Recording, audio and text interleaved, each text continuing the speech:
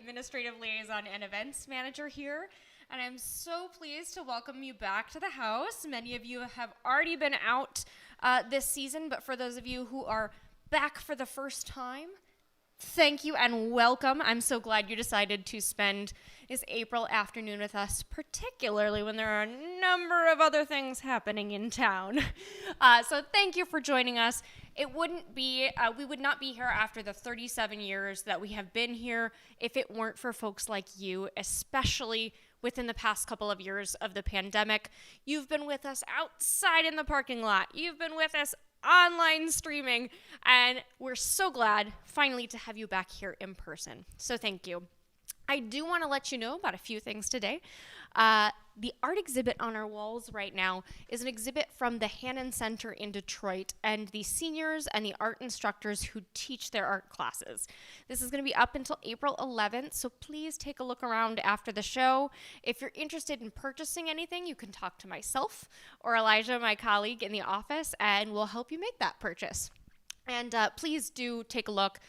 We also are open during the business week for you to come look around in the art gallery if you're interested. I do also want to thank some folks. I do want to thank the Don Chisholm Friends of Jazz, many of whom are here in the audience with us tonight. If you are, would you like to raise your hand, please? Thank you to them. They are a unique group of donors who not only support our jazz programming at a special level, but also support all of our programming here at Kerrytown Concert House. I also want to remind you that right now we are live streaming all of our programming at the scheduled concert time on both our YouTube channel and our Facebook. So if you're ever sick or you're out of town but you don't want to miss that concert, just tune in online. And so for those of you who are tuned in online, hello and welcome. Please consider making a donation in lieu of a ticket purchase because it is your donations that help us keep our live streaming going, help us support artists, and help to keep our mission continuing. So please consider that at kerrytownconcerthouse.com/donate. All right, and without further ado, today is why you're here. So we'll get to that. And that is we are so excited. This is the final in this season of our All About the Trio series, and we are delighted to have the three of them, Ann Arbor's favorite jazz trio, as we like to say, back on our stage for another concert. We're going to learn all about the fundamentals of jazz, but also today you're going to learn lots about McCoy Tyner that you probably didn't already know. And tonight also, Pete, Paul, and Ellen have some special guests who will be joining them, and I'll let them do the introductions on that one. But please welcome to the stage Ellen Rowe on the piano, Paul Keller on the bass, and Pete Sears on the drums for Time for Tyner, exploring the influence of McCoy Tyner.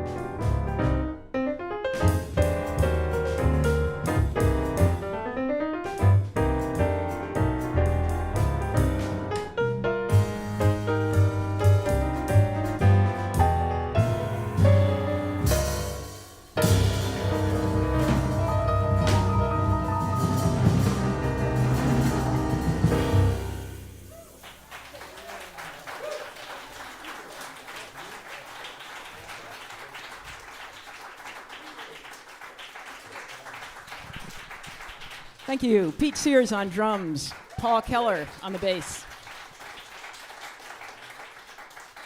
So thank you all for being here today. We're thrilled to be back playing for such a great audience, be playing live, and to be able to live stream at the same time. So thanks to you, thanks to Kerrytown for organizing the live stream, and we're happy to be playing for the people online tonight too. I guess it's actually afternoon. So today is a tribute to McCoy Tyner. We typically will either pick a pianist to honor or a style of music or something about composition or arranging, many, many different aspects. So today is McCoy Tyner, and as usual, as I started to delve into it, I'd been blithely thinking, we'll go through his whole career. Well, of course, that's not going to happen in an hour or an hour and 15 minutes.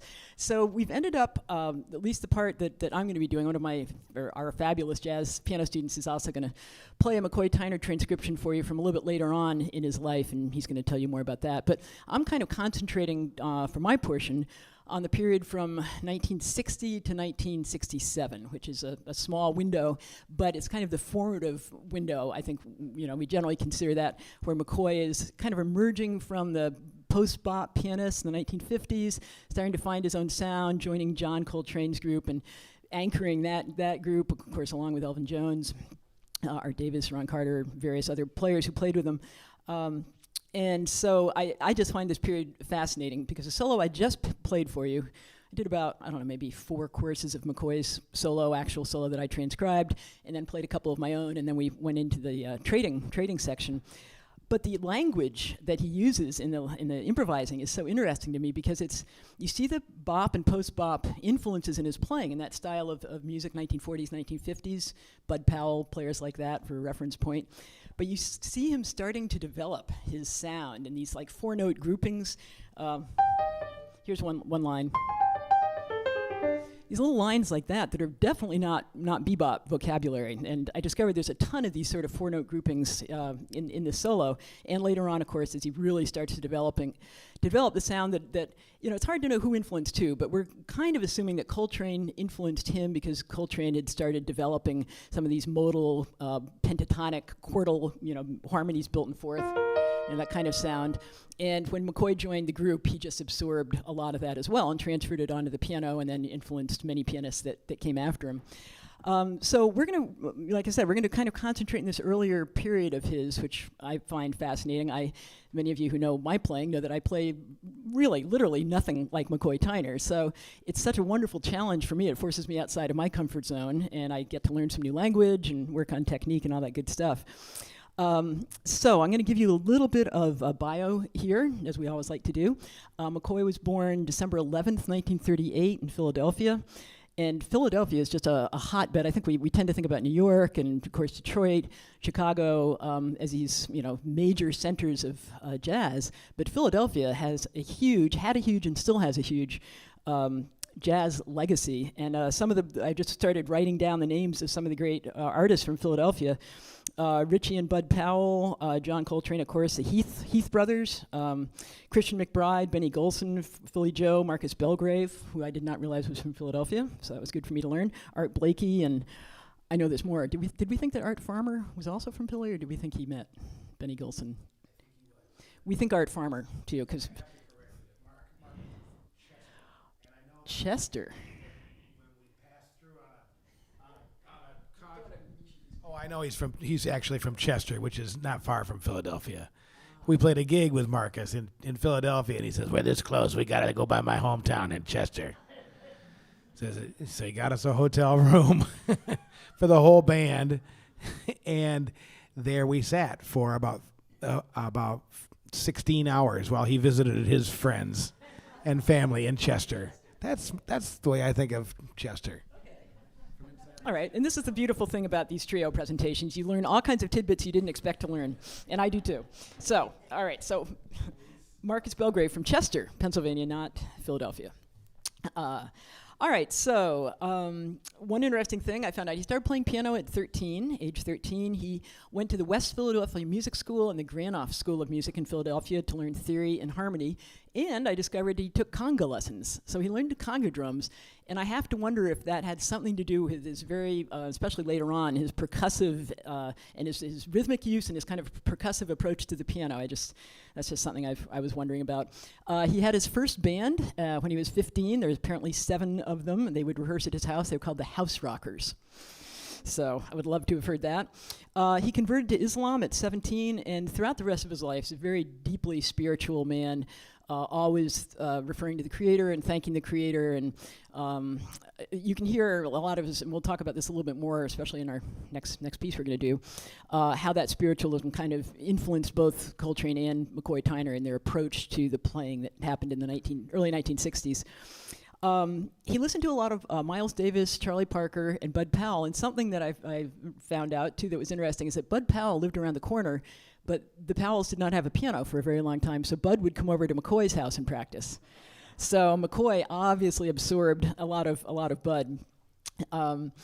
He met Coltrane in '55, playing some gigs with him in Philadelphia. They formed a connection. And any time that Coltrane was in town, he would always hire McCoy. And I guess they had this sort of standing agreement that whenever Coltrane was able to form his own band, that he would call McCoy for the band. And so I guess in 1957, when Miles had let Coltrane go from his band, Coltrane, started to form his own bands. And then a little bit later on, though, I think it was really his first professional gigs outside of just working around the Philly area.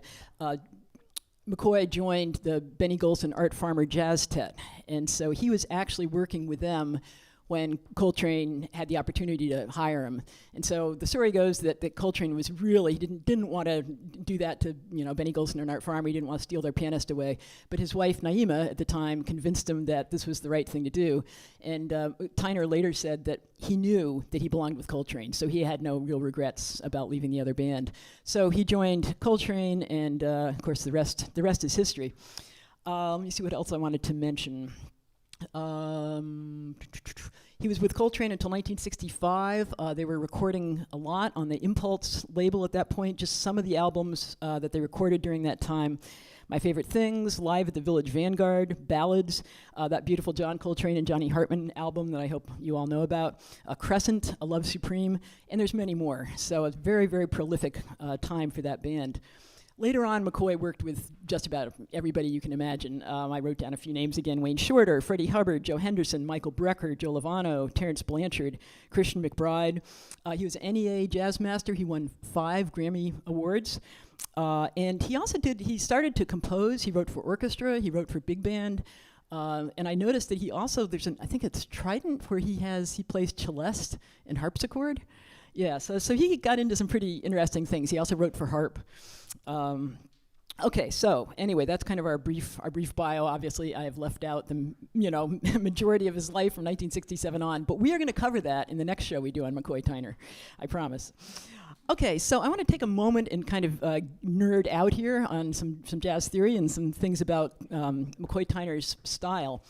So the blues we played for you, Inception, was recorded in 1962. It's his first album as a leader. Okay, so he's been recording with Coltrane, but this is the first time he's actually been the front man, the leader on his own date. Art Davis and Elvin Jones. There's a quote that I found online, and unfortunately I'm not sure who to attribute it to. It says, "This album gives listeners the chance to hear what a very young Tyner sounded like outside the confines of the classic Coltrane quartet. It reveals a lyrical approach to jazz piano that seems a far cry from Tyner's mature style." So the mature style, I think they're assuming to the little bit more bombastic, very heavy approach, very percussive approach. And in this, this is flying by, and there's a ton of eighth notes, but it's not as percussive and heavy. I mean, it really takes a little bit of a lighter touch to negotiate some of the lines he's playing here. So that tune that you heard, Inception, it's a blues, it's a minor blues, but it's not a 12-bar blues like we're kind of more used to. It's an extended blues. The form's a little bit longer. It's 24 bars long, so every chord change lasts for twice as long. I think I mentioned that the language is a little bit hard to pin down because it's got a little bit of everything mixed in there. One of the very interesting things I noticed right off the bat is that we finish the melody, and then we do what's called a break. The rhythm section stops. The soloist has a solo break. In this case, it's just a bar long where they start their solo, and he plays plays what's called a whole tone scale. All right, we're used to major and minor scales. There's a minor, but a whole tone is got a very different sound. It's comprised completely of whole steps. So in this case, it's that kind of Debussy, Ravel, Time Machine, right? That's Paul's, Time Machine. So he starts with that lick, and then I'm not going to bore on too long about this, but there's a few spots I want to talk about, because it does point out the difference between how some of these lines might have been played by a bebop player and how McCoy plays them. So one of the things, in his left hand, so as we're improvising, pianists will play the chords in their left hand and will be improvising the right hand. And there's a lot of choices as to how we could play the left-hand chords. So if I'm playing over this chord, it's going to be a C minor. I can outline all the notes in the chords in my left hand. I could choose to do Bill Evans used to do like little kind of clusters to get at the same sound. So McCoy, in this case, for reasons I need to think a little bit more about, he wouldn't play that. He would play this. Okay, it's a very subtle difference. So instead of playing the 7th of the chord, he's playing the 6th. And what I'm surmising is that it gives him more freedom into how to improvise, because he's not locked into that sound of the 7th. This 6th is a little more ambiguous. Allows him to try lots of different lines outside of the chord symbol. I mentioned a few things about these 4 notes all going in a similar direction. Okay, that's actually, I got ahead of myself. Okay, here's something that I noticed. So here's what McCoy plays over this one chord, very near the beginning. Okay, so this is how I think a bebop player would have played that line.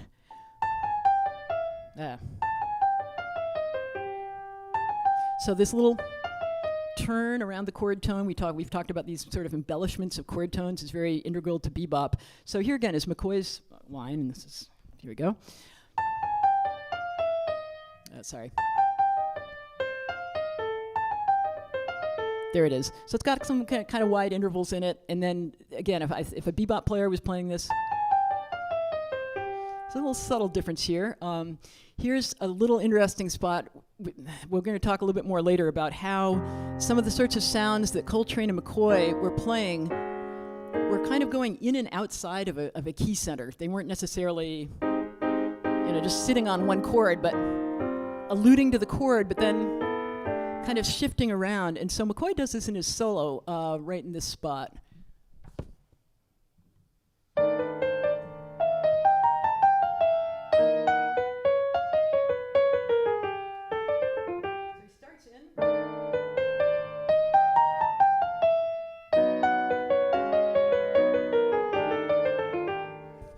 Kind of hear the harmony moves outside the chord change and comes back in. I thought that was kind of interesting. And then here again are these 4-note groupings. There's another instance here showing kind of his percussive rhythms that are going to develop later on.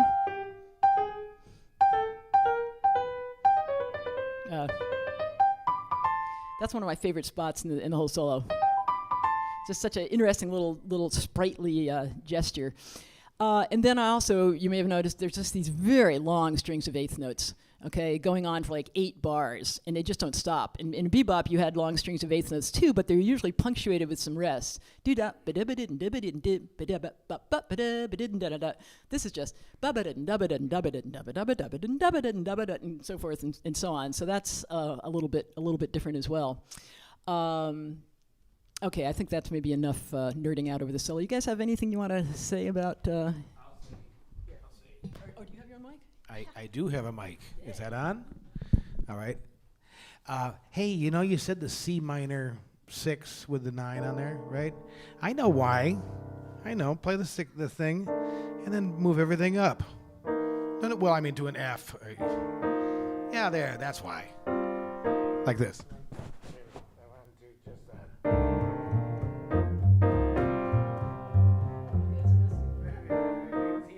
Right up to the thing.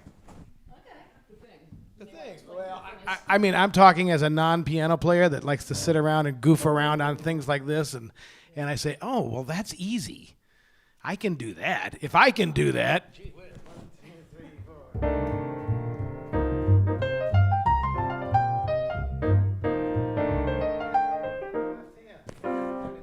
sounds like McCoy Tyner. Yeah, so Paul's making a great point. So we have this kind of open sound I was talking about instead of. So then to take that shape, this is quintessential McCoy Tyner in the left hand. 3 notes, all a fourth, spaced a fourth apart.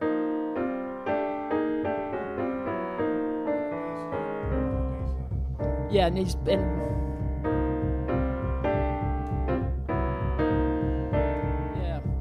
You go to do the same thing on the F. On the F minor.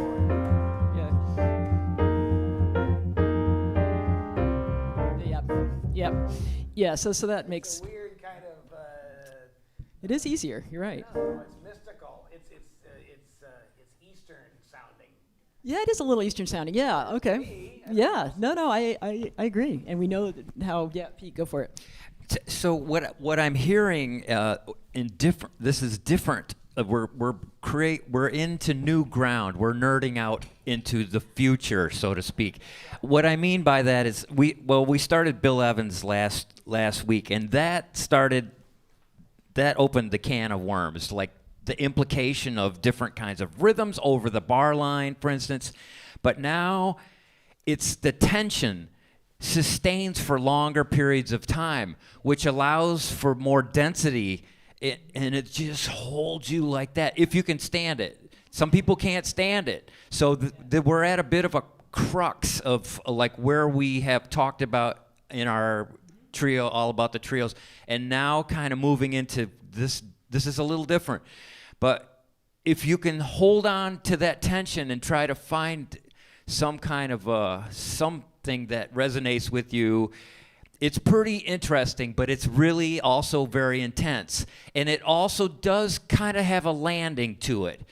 If you can get through it, you have to be able to kind of live with unease, shall we say. But I'll just tell you a little story. The first time I ever heard Coltrane, this guy at the record store says, "Oh, yeah, check this out. It's a little spacey, but you'll like it." And it was Ascensions. Oh my gosh, it was. Oh, so I get home, I'm like, "Oh, John Coltrane, I know nothing about this." I put it on. Father, Son, and the Holy Ghost was the name of the tune. I was shaking after like 2 minutes. I didn't know what this was. I had no reference to hear what this was making me feel, and it scared me to death. And I put that record away and like hid it amongst the records because I was not ready for that. I had no reference whatsoever. Then I heard George Klein, the Atlantic versions of Coltrane. Like he kind of spilled it out for me on EMU. I'm like have always been so thankful to George for hipping me to that on the Groove Yard, because then I had like, oh, okay. And I loved all the players, but I just couldn't get with it. So anyway, this is new ground for us. Yeah. I would like to say that it's undeniable that John Coltrane and McCoy Tyner and that ilk were a product of their times, right? 1960, 1967. That's a lot of turmoil going on, and a lot of turmoil in not only music but in America and in the black community. And I think that a lot of that, especially this eighth note stuff and these sheets of sound, I think that is a reaction. That's a style of playing. It's a self-expression of what's going on in their lives, in their times, in the art. Anybody know Bill Hyde? Yeah, we got to bring Bill Hyde here. Bill Hyde's crazy. He's first of all a McCoy Tyner addict, but he also is kind of like Lester Young. He's got his own language. So for McCoy Tyner stuff, so when McCoy Tyner plays fifths in the bottom, he calls that Indians. That's what he calls Indians. And when McCoy Tyner goes like this, up on the top, we'll go like fourths. He calls that spiders. Yep. And when he plays an eighth note, an unending eighth note line, he calls that helicopter gunships licks. because it goes, and that's really that is such a great image when it's going. It's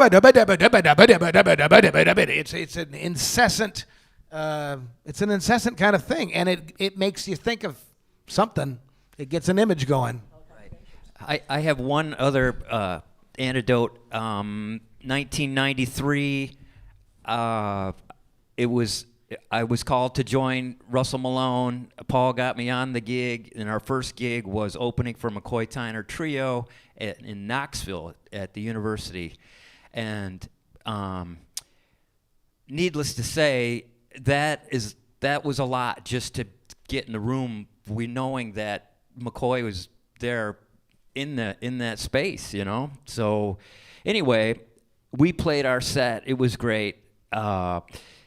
I remember taking a chair and sitting on the wings behind the piano, so I was off to this side of the stage because I just wanted to see how I learned and what I saw, how the piano is a percussion instrument. I swear to God, the way the stand, the music stand, I don't know what the proper term is, how the music, that thing, the rack. Okay, his left hand came up above that rack at times, like this. It was intense.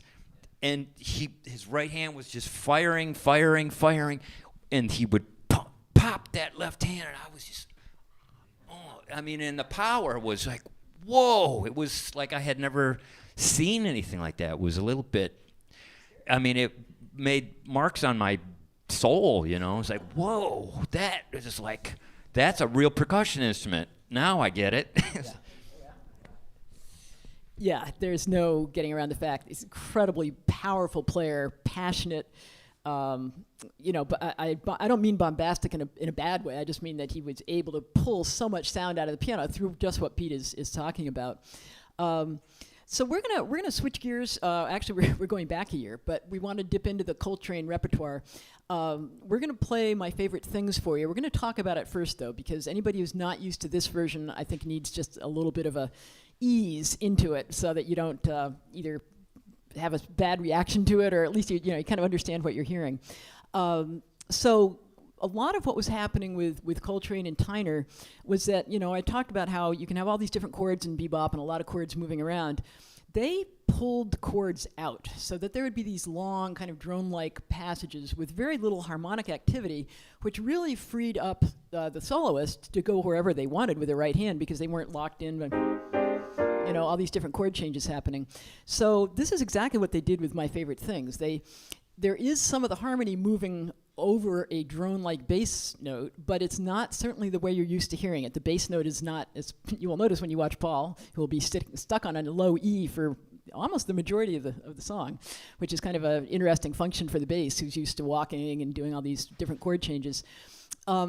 So I want to do just a little bit. We'll play just a few bars of the original tune, which we know you all know, but just so you can hear the chords changing. And we want to give you some context for what you're going to hear when the chords don't actually change so much. I'll stay in E minor, just 8 bars or something. 1, 2, 3, 2, 2, 3.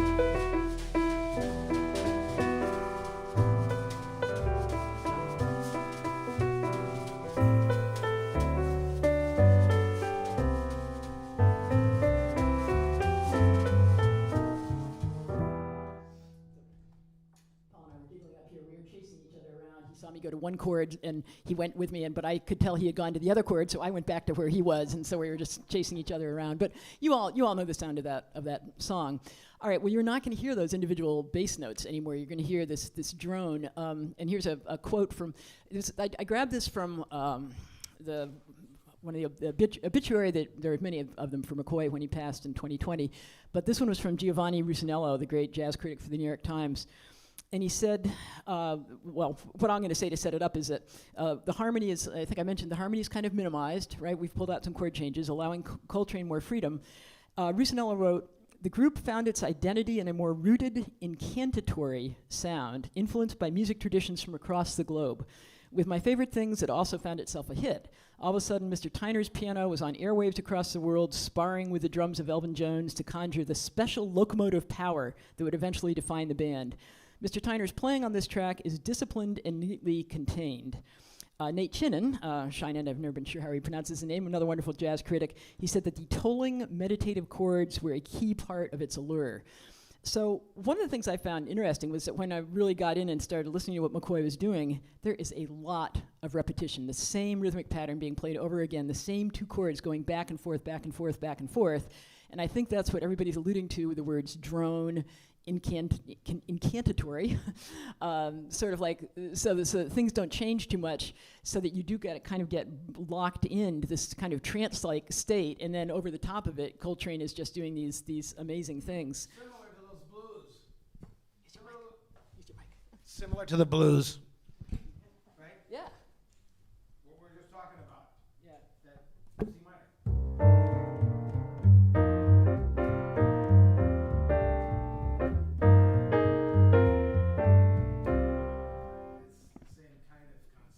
It is. It is. It isn't going. Yeah, it isn't implying harmonic tension and release. It's just moving to these kind of sounds that are somewhat ambiguous. Yes, now we're doing the same thing in E minor, and Paul's not going to get to walk.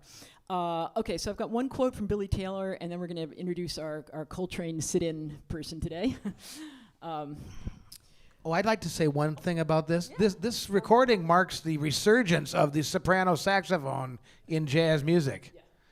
Yeah, nobody played it except for Sidney Bechet until John Coltrane made My Favorite Things. Exactly. Yeah, and that's we'll be talking to Harrison about that when he comes up too. So, Billy Taylor in this great book, The Jazz Pianist, writes, Tyner was an excellent post-bop pianist when he joined the Coltrane Quartet, but Coltrane's explorations led Tyner to his own personal areas of research and experimentation. Like many other post-bop players, Tyner was using chords built in fourths, like we were just demonstrating to you, and tonal clusters, in addition to the chromatically altered chords, which were so popular at the time. However, because of Coltrane's virtuosity and insatiable interest in scales, modes, ragas, this is important to remember ragas as we talk about drones, and other melodic resources, McCoy began to work out drone-like pedal point patterns, pedal point meaning there's a low note that just repeats itself, we call that a pedal point, which allowed him much more freedom in building melodic passages. A new sense of sonority and rhythmic excitement began to evolve. Other post-bop musicians investigated its potential from their own individual points of view. So, to give you a fair rendition of this piece, we're going to invite up to the stand Harrison McComb, is about to graduate from the master's program at U of M and is about to enter the doctorate with a GSI in the jazz studies area. So we're extremely excited to have Harrison back with us. And Harrison, do you have any thoughts about soprano and Coltrane's kind of, do you want to demonstrate it or play a little bit? So yeah, as Paul had mentioned, prior to basically, Sidney Bechet was kind of the only prominent voice on the soprano saxophone. Between Bechet and Coltrane, there really wasn't anybody else as prolific. So this definitely marked the resurgence of the soprano, and also because it was such a hit, the group, when they were playing and touring live, had to play it a lot as well, and they would open it up more and do extended versions of it. I can't remember how long the version on the record is. The one I was looking at was 13. Yeah, so they would do sometimes 20, 30-minute versions of this song, and then there's a great record, the John Coltrane Quartet Plays, which I believe is 1965, and they take a similar approach, Coltrane on soprano again, but over Chim Chimmery. So it's kind of an interesting time to play off of. Yeah, trying to maybe capture lightning again, but in a different kind of way. So yeah. All right, so we are going to spare you the 20, 30-minute versions of this tune. I edited it down. I tried to keep a lot of the sort of elements of what we call a roadmap. So you can see there's not a lot of printed notes on my roadmap. It just kind of shows like the events that are going to happen. And so we're going to kind of retain, and I'll just tell you a little bit about what you're going to hear. So you'll hear a little intro on E minor. This whole piece will be in E minor, except briefly goes to major here and there. Harrison will come in after a couple vamps and play the melody in minor. Then we're going to switch over to a major vamp. We're going to play major chords and kind of play on them for a little bit. Then he will play the melody in major. and then we'll go back with another repeat of the melody in minor, and then I'm going to do some soloing over the minor vamp. And when we use the word vamp, we just mean an extended section of repeated chords. So in this case, just like 2 chords that are going to repeat over and over. Then we'll go to major. I'll play a little bit over major. I will cue out the rhythm section so that we know what's happening next by playing the melody in major. And this will be the first moment that Paul is going to get to leave E, the note E. So he's very excited about that. Then we'll do the same thing for Harrison. He'll play a little bit over the minor vamp, a little bit over the major vamp. He'll cue out with the melody in major. And then we'll play the last part of the tune, which you never get to hear until the very end. And then there'll be a little bit of a vamp at the ending. So we hope you like this. It is a somewhat shortened version of my favorite things.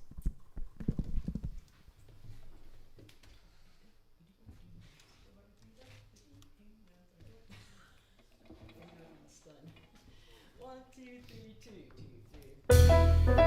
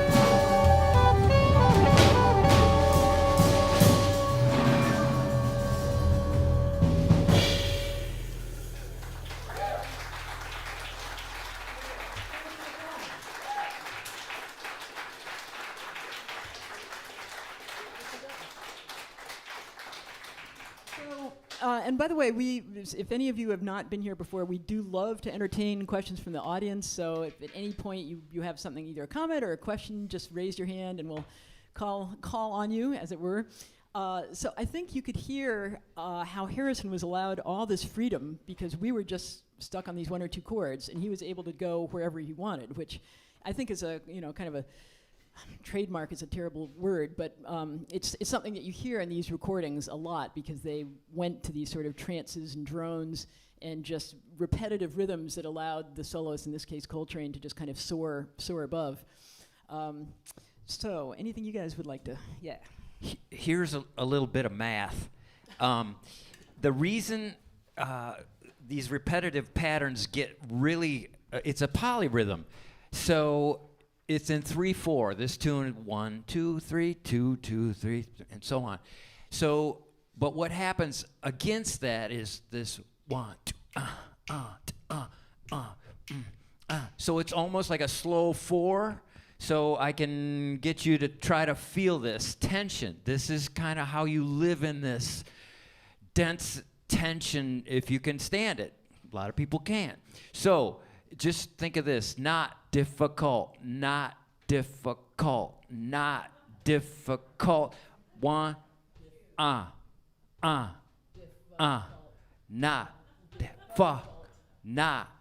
difficult. So that's how it goes. It's 2 against 3, 3 against 2. But when it's all in the mix, we're all participating on different elements of that. And it just kind of creates this thing. And it's deep and it's intense and you can get lost in it. And that's the charm of it. Some people don't like that. Yes, we came today prepared that some of you might not like what we're going to do, but we're happy to hear. If you don't like it, you're welcome to share that with us. Hopefully you do like it, and hopefully we're explaining it well enough so that you at least understand what's going on. We are going to shift gears right now. We're going to play a ballad for you. This is a original of McCoy's called Search for Peace. Very beautiful tune. This was on The Real McCoy, 1967. So, and this is after he left Coltrane in 1965, and he tells the journalist Len Lyons, who asked him, what prompted you to leave the group in 1965? I mean, this is a major deal to leave the John Coltrane Quartet. And he just said, well, I felt if I was going to go any further musically, I would have to leave the group. And when John hired a second drummer, Rashid Ali, it became a physical necessity. I couldn't hear myself. He said, John was understanding. In fact, I think he admired my courage. So at that point, that allowed McCoy to go out and lead his own dates again, right, and to record just with his own groups. And so again, Real McCoy in 1967 is considered a kind of a classic McCoy album. He titled this because of its tranquil feeling. He said, quote, it has to do with a man's submission to God and the giving over of the self to the universe. The personnel on the album is Joe Henderson, Ron Carter, and Elvin Jones. And I'll just say a quick word about the tune itself. I think those of you who may have been here for the Bill Evans show, we talked a lot about the fact that Bill loved to write tunes and play tunes by other people that would have these A sections that had a fair amount of chord changes in them that moved around, and then these B sections that would be much more tranquil and maybe have a pedal point, you know, a solid bass note with other harmonies maybe moving over it. And it's interesting to me because this tune does almost exactly that. And you know, I don't know if McCoy was at all influenced by Bill in this regard in terms of composing, but it might be nice to think he was because they all influenced each other, and I know they were both mutual fans of each other.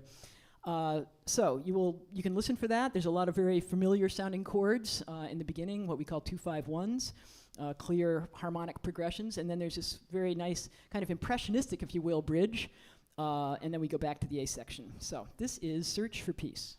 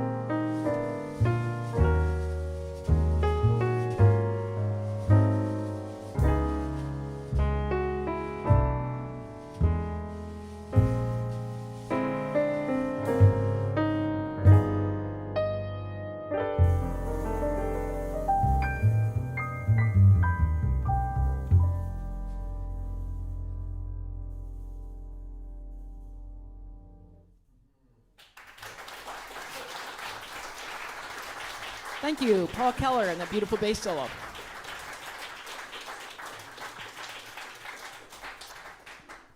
Any questions that anybody has about what's going on up here? If we can answer them. We don't really know what the hell is going on up here, but we can try and answer. Okay, and if you do come up with any, we still have a couple more opportunities. So, all right, so now one of my favorite, we've already brought Harrison up. One of my favorite things to do is to involve our students, and we have such incredible students in our jazz program that it's just a joy to involve them and introduce them to you. I'm going to bring up just fabulous jazz pianist, Josh Catania, and most undergraduates do 4 years here. He somehow managed to do everything he needed to do in 3, so he is leaving us. I do understand he gets to join his fiancée out in Connecticut, which of course is where I'm from, so I can't very well argue against him going to Connecticut. But he is going to talk to you a little bit about what he's going to do right now, so please welcome Josh Catania to the stand.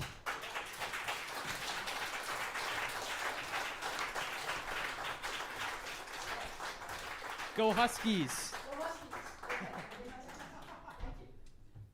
So it's great to be joining you guys all here this afternoon, talking about McCoy Tyner, who is a really important influence to me. So thank you, Professor Rowe, for having me up for this. And it's great to be playing with these guys back here, holding it down. So what I'm about to do is I transcribed a solo of McCoy's on Green Dolphin Street, the jazz standard many of you might be familiar with. And as has been the theme so far, McCoy has taken some different spins on it, so you're going to hear a lot of that. A lot of it has to do with the harmony that you're going to hear in my left hand, kind of shifting around, as Professor Rowe put it. And another thing so when I did this transcription, I learned all the notes, which it's at a very fast tempo. It's going to be a character change from that last one you heard. So it's going to be challenging a little bit that way, but we're also going to be improvising after this transcription, which is something that I've done a lot of in Professor Rowe's class to prepare kind of for this experience today. And it's a good way, though, to dive into the language and really try to make something of McCoy Tyner's influence. When I just hear that, I want to be able to translate that to the instrument somehow. So I'll be exploring that right in front of you here today. And we're going to get right into it, though. This is McCoy's solo / my solo / the band on Green Dolphin Street. Josh, do you remember when you played it roughly? I'm just curious. Yeah, this is from 1965. Yeah, it's a deep one for sure.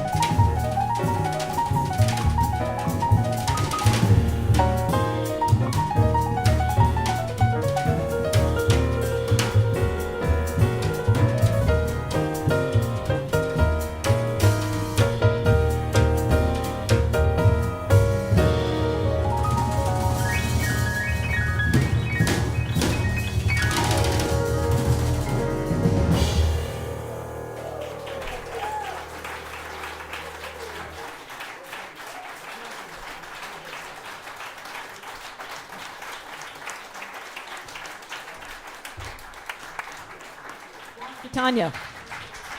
Woo. Yeah. Thank you, Josh. Yeah.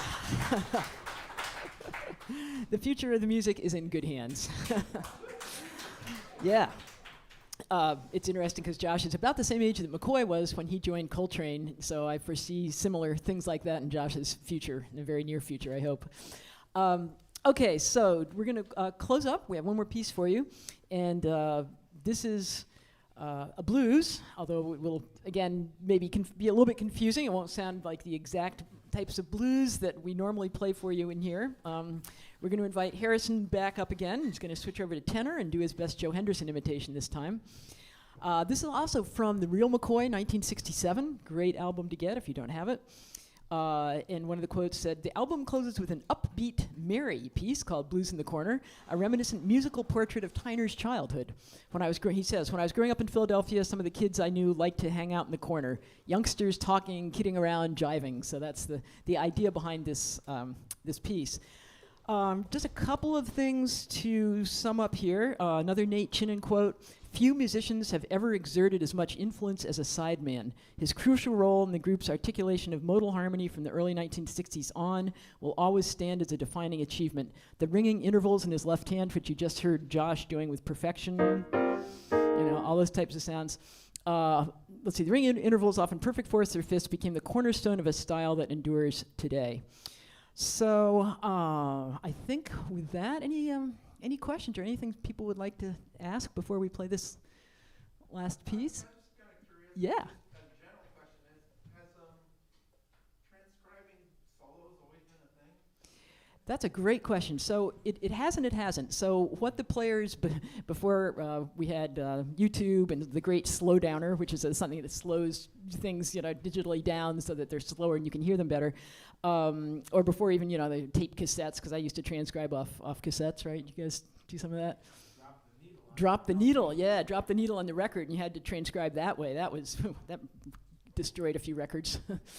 But what happened in the 1930s, before 20s, whatever, before all this happened, was that people would just listen over, they'd go to clubs and they would hear something and they would get together after hours and they would talk about, share licks and share things like that. And so there was transcribing going, but it was all oral and it was in the moment. I'm not sure that, unless somebody had an eidetic memory, that they were, being able to listen to an entire solo of Charlie Parker's and go home and play it by memory.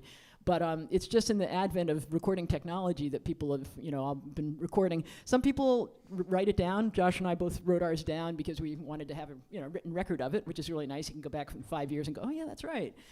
Some people choose to just do it without writing it down. They feel that it makes it stick in their memory a little better. So I think both are good. You guys have anything to add about that? Oh. Oh yeah, absolutely. Yeah, we do this process just to learn some vocabulary of the players that we admire, and then we never play it in our. I mean, we might little bits and pieces of it may come out in our own solos. As impressive as that written transcription is, that they took the time and to do that, and that they can read it and pull it off. That's a monument of achievement. That's not the goal. The goal is just to get a bunch of information so that you can do it on your own and you can say, remember like Gary Shunk, he'd say, Art Tatum. And he'd go, Art Tatum. And he'd say, McCoy Tyner. And he'd play McCoy Tyner. And he'd say, Oscar Peterson. And he'd play Oscar Peterson. That's the goal, is to, actually to do it with a little more taste than that. But you know what I mean, is to have that, that's the goal, is to obtain the knowledge and then turn it on when you decide. Yeah. Yeah, and I'll also say that one of the things that was so interesting, because I knew when Josh had finished playing the written transcription and was just improvising, and seamless. He had just taken that language and absorbed it and made it his own, and he was improvising, kind of in a similar style, but it was all Josh. So that's the goal, and now more informed, right. Just like I played a couple choruses after Inception, after I did the transcription, and my playing on that is now very different than it would have been, a year ago, because I went to the trouble to really learn that solo. So that's kind of the process. And you've transcribed, I'm sure, a lot of solos. Yeah, same. It's the same process. It's this music is a language. It's the same way you would transcribe someone speaking, or a lot of people, when they're learning languages or learning off TV shows and things, it's the same kind of thing. You pick a particular person whose voice you want to imitate, and you try to get in that style. And the trick is walking the fine line between doing an impression of someone. You don't want to be a hack in that way, but also, people being able to see the influence and being inspired by a person. One risk about that, it extracts all the emotion, and when you hear those Coltrane records, it's just like, whoa, that's like some other worldly kind of effect. So you could learn the notes, but that's part of it. And to have that language, like finger movement, understanding the math and how it all, and the form of all that. So there's so many different plateaus of transcribing that it's all goes in a positive direction. All my life, though, all I've ever done is copy people. And now I'm a millionaire. I like to say this to my students, too. Don't get stuck on one guy. Transcribe a bunch of different people. Copy a bunch of people. If you copy from one guy, you're a plagiarist. If you copy from 10 guys, you're a genius. And if you can hear it, you can have it. And you can use it for your own purposes. Yay, just like words. Yeah, I think very few of the heroes that we all have, musical heroes, emerged fully formed as artists from the womb. I mean, they all were influenced by people who came before them, and then they eventually matured and became their own individual selves. But the transcribing is an interesting piece of the process for sure. Great question. And anybody else have some questions? How long did it take to transcribe Inception, for instance? Let's see, what did I do? 3 choruses, 24 bars, like 72 bars. I think I did it in a span of about an hour and a half or 2 hours. I mean, it varies. I'm really lucky because I have perfect pitch, and that makes it awful lot easier to hear the notes and be able, oh yeah, that's that. And then you have to every so often stop and go back and check because it's unfamiliar language. So it can vary. It's yeah, it's a lot of notes. That's really fast.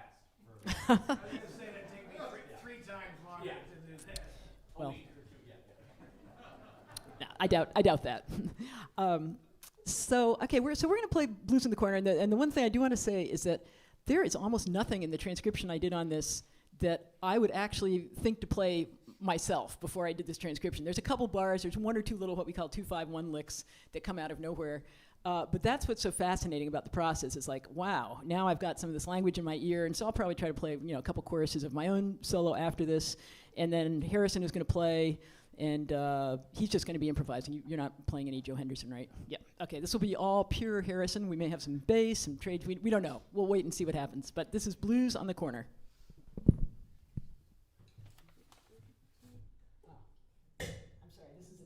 To take care of a couple just very quick important things. First of all, a huge thank you to the Kerrytown staff. Elijah's here, Abby's here, Kenji, Lee, and of course Monica. Just fabulous. This is such a godsend to have this jewel in the middle of Ann Arbor to be able to play and supporting art and, of course, jazz and classical artists. So a huge thank you to Kerrytown staff. Also a huge thank you to the Don Chisholm Friends of Jazz, who have really been generous in helping to support all the jazz programming that goes on here. And while this may not be officially an All About the Trio show, Marion Hayden and Sonny Wilkinson and I will be back here on Mother's Day to do a program of pieces ranging from Joni Mitchell and Carole King to some more jazz standards. But everything will be primarily either written or have lyrics by women. So we hope you can join us for that on Mother's Day.